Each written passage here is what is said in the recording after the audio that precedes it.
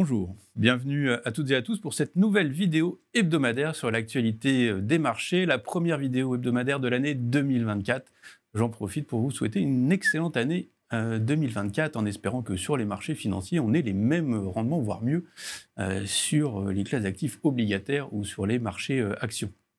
Alors, un petit point en ce début d'année avec déjà les niveaux sur les taux, notamment les taux américains, les taux européens. Alors, le 10 ans allemand, aujourd'hui, est autour de 2,22, 2,20.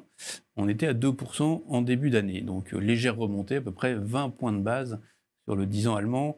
Et sur le 10 ans américain, on est autour des 4%. On était à 3,90. Donc, légère correction.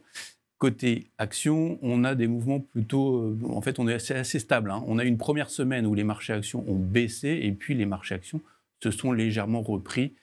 Donc, on est à peu près sur les mêmes niveaux qu'en début d'année sur les marchés actions américains. Légère baisse côté Europe, que ce soit le CAC 40 ou l'Eurostoxx.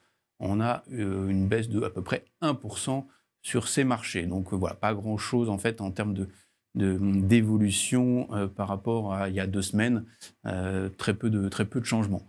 Alors pourtant, il se passe quand même beaucoup de choses et il y a beaucoup d'événements à souligner en termes d'actualité. Si on regarde côté banque centrale, il faut voir que le marché anticipe des baisses assez marquées cette année, que ce soit aux États-Unis ou en Europe. 6 baisses de taux anticipées par le marché en Europe et aux États-Unis, des baisses qui pourraient arriver dès le mois de mars aux États-Unis, dès le mois d'avril en Europe.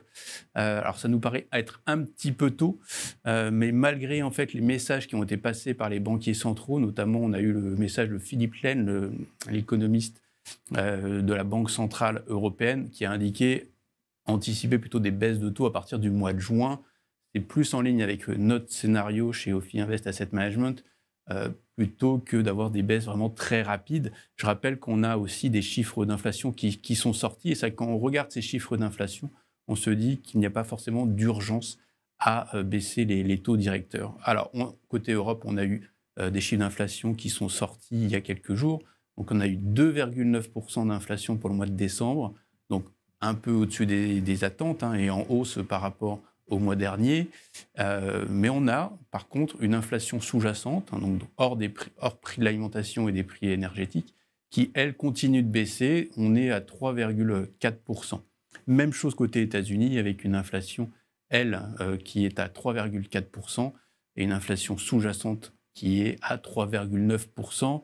Alors ça reste au-dessus des cibles des banques centrales, au-dessus des 2%, mais on est vraiment sur cette tendance désinflationniste qui continue et qui devrait se diriger tout doucement d'ici la fin de l'année ou d'ici 2025 vers les fameux 2% attendus par les banques centrales côté Amérique ou côté Europe.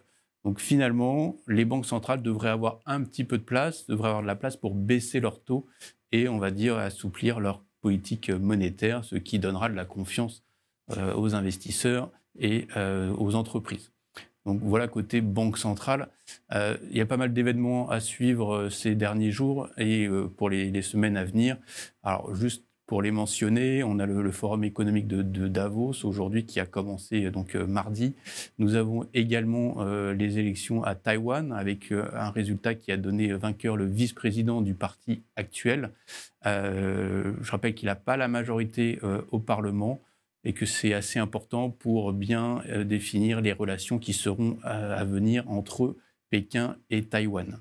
Voilà, côté États-Unis également, la campagne électorale pour la prochaine élection du président aux États-Unis qui aura lieu au mois de novembre. Donc ça a commencé avec une élection en Iowa et la victoire assez large de Donald Trump. Voilà, un petit mot sur les actions. On a aussi la saison des résultats qui commence actuellement.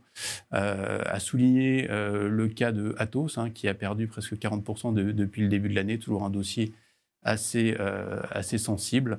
À part ça, pas forcément de nouvelles très spécifiques côté action. On va suivre, on vous tiendra informé sur l'évolution des résultats qui seront publiés au cours des prochaines semaines. Voilà, je termine sur un petit mot d'allocation. On reste positif sur les classes d'actifs obligataires, avec notamment en tête le crédit au rendement et le crédit de meilleure qualité investment grade.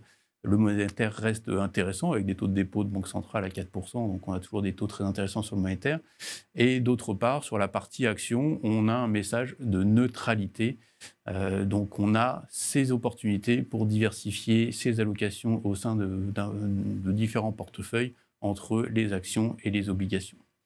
Voilà, je vous souhaite à tous et à toutes une très bonne journée et je vous dis à très bientôt. Merci.